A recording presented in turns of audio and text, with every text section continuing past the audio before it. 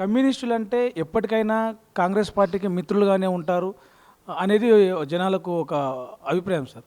అయితే గత కొంతకాలం క్రితం మీరు ఒక కామెంట్ చేసినారు. ఏమని? ప్రజలకు ఎన్నికల సమయంలో ఇచ్చిన హామీలు నెరవేర్చడం లేదు, 6 గ్యారెంటీలు పూర్తిగా అమలు చేయడం లేదు, ప్రజల తరపున ప్రభుత్వాన్ని ప్రశ్నిస్తామని చెప్పేసి. సో, ఆ ప్రశ్నించడం అనేది ఎలా ఉండబోతుంది? కార్యక్రమాలు ఎలాంటివి తీసుకోబోతున్నారా? లేక స్నేహపూర్వకంగా ప్రశ్నిస్తారా? ఉద్యమాలు ఏమైనా నిర్మిస్తారా? ఎట్లా ఉండబోతుంది? ఇప్పుడు ఒకటి కమ్యూనిస్టులు కాంగ్రెస్తో ఎప్పుడు స్నేహం, ఇప్పుడు ప్రస్తుతం ఈ రాజకీయ విధానంలో మేమిద్దరు స్నేహపూర్తిగా అయ్యాం.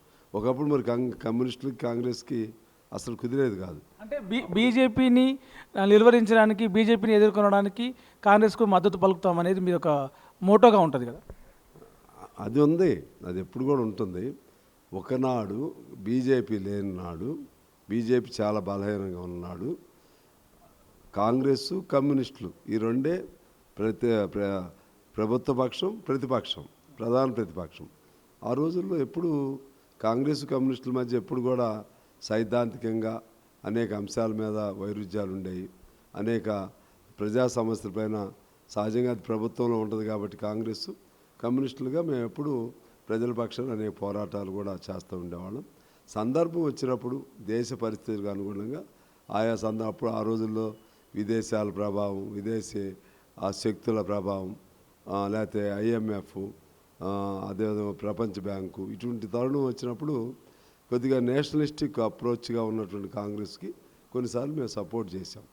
ఇప్పుడు వచ్చేసరికి ఆ యాంగిల్ అలా కొనసాగుతుంది. మరి అట్లా అనుకుంటే మధ్యలో మేము టీఆర్ఎస్కి కూడా సపోర్ట్ చేశాం కదా, కాంగ్రెస్కి సపోర్ట్ చేయలేదు.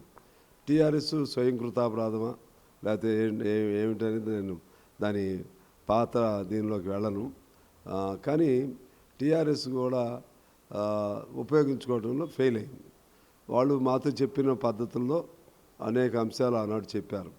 ఖచ్చితంగా ప్రభుత్వ రంగాన్ని కాపాడుకుందాం, అదేవిధంగా ప్రభుత్వ రంగాన్ని కాపాడుకోవటం కోసం మీతో మేము కలిసి ఉంటాం, కార్మికుల పక్షాలు ఉందాం, ఇది చాలా చెప్పారు. అది జరగలేదు. తర్వాత ఎన్నికలకు సంబంధించి కూడా కమ్యూనిస్ట్ పార్టీ రాజకీయ పార్టీయే కదా, ఎన్నికలకు సంబంధించి కూడా అవగాహన ఉండాలి కదా. అచ్చగా మేము త్యాగాలు చేయటమే అట్లా చాలామందికి అదే ఆ ఫీలింగ్ ఉంది. అది కాంగ్రెస్కి కూడా బహుశా ఉండొచ్చు. కమ్యూనిస్టులు ఇవాళ పోటీ సొంతంగా చేయలేరు, డబ్బులు లేవు కదా అని ఉండొచ్చేమో నాకు తెలియదు. కానీ మా ప్రభావం, కమ్యూనిస్టుల ప్రభావం వల్లనే మొన్న కాంగ్రెస్ వచ్చిందనేది అక్షర సత్యం. కమ్యూనిస్టులను దూరం చేసుకోవటం వల్లనే టీఆర్ఎస్ ఓడిపోవటం అనేది అంతకంటే అక్షర సత్యం. ఆ క్రమంలోనే మీరు ఇందాక అడిగారు హామీలు. సరే అడుగుతాం కదా, హామీలు ఇచ్చిన హామీలని నిలబెట్టుకోమని కోరతాం, అడుగుతాం. అదే సందర్భంలో మీకు ఏదన్నా ఇబ్బందులు ఉంటే ఓపెన్గా ట్రాన్స్పరెంట్గా ఈ ఇబ్బంది ఉందని కూడా చెప్పి తద్వారా ప్రజల్ని కోరవలసిన అవసరం కూడా ఉంది. ప్రజలు ఒక రకంగా భావన వాళ్ళకి భావంతో ఉంటే మీరు ఇంకో రకంగా వాళ్ళకి ఎలాగంటే మీరు ఫెయిల్ అయ్యారనే భావన వాళ్ళకి కలుగుతూ ఉంటే దాన్ని కొనసాగించే విధంగా మీ ధోరణి ఉండకూడదని నేను చెప్పాను. ఏమని చెప్పానంటే అవసరం అనుకుంటే మీరు ఎంత మేరకు చేయగలుగుతారో అంత మేరకు చేయండి, చేయలేనిది ఇదిగో మేము టైం తీసుకుని చేస్తామని చెప్పండి. లేకపోతే ఏమైందంటే ఒకలాంటి ప్రజల్లో వాగ్దానాలు, ఇచ్చిన వాగ్దానాల నుంచి వెనక్కిపోయారనేది ఒకటి వస్తుంది. రెండో విధంగా కొన్ని అంశాలు మాట్లాడుతున్నాం. ఇప్పుడు బకాయిలు, విద్యార్థులు, లేకపోతే పంచాయతీ కార్మికులు, చిన్న కార్మికులు బకాయిలు అవి తీర్చాలంటే నీ దగ్గర డబ్బు లేదు. మేమేమంటున్నాం, బకాయిలకు సంబంధించి నేను మంచి సూచన చేస్తున్నాను మొదటి నుంచి కూడా. అంతా ఒకసారి ఇవ్వలేకపోయినా ఒక 3 దఫాలు 4 దఫాలు పెట్టుకోండి. 4 దఫాలు పెట్టుకుని ముందు ఒక ఫస్ట్ ఫేజ్లో ఒక 25% ఇవ్వండి. కొద్దిగా వాళ్ళు రిలీఫ్గా వాళ్ళు కాలేజీల వాళ్ళు కానీ లేకపోతే ఇతర వాళ్ళు కానీ కొద్దిగా కన్సోల్, అది ఒక లాంటి రిలీఫ్ కలుగుతుంది. ఆ విధంగా చెప్తూ ఉంటాం. అది చెప్పిందల్లా విమర్శగా వాళ్ళు తీసుకున్నా తప్పే, వేరే వాళ్ళు అనుకున్నా కూడా తప్పే.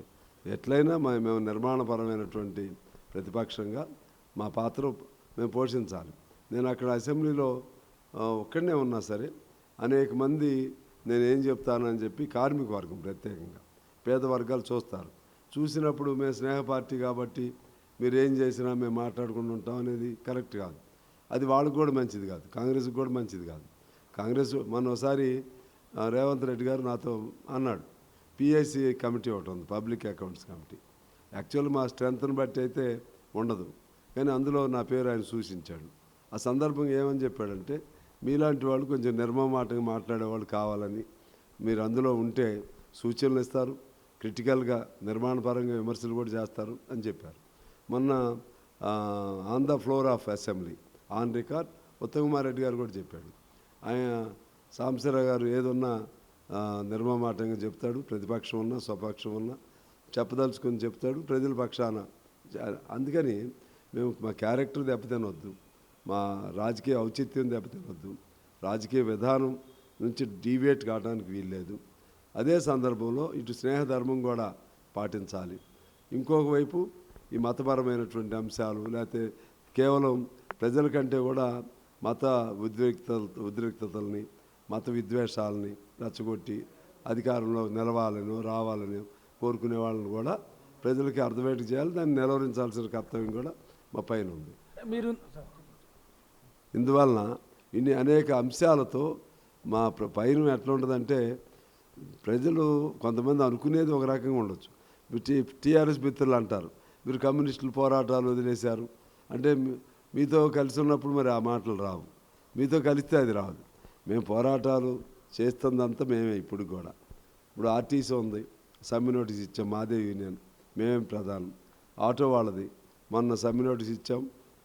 సమస్యలు కూడా కొంతమేరకు ప్రభాకర్ గారితో మాట్లాడి పరిష్కారం చేశాం.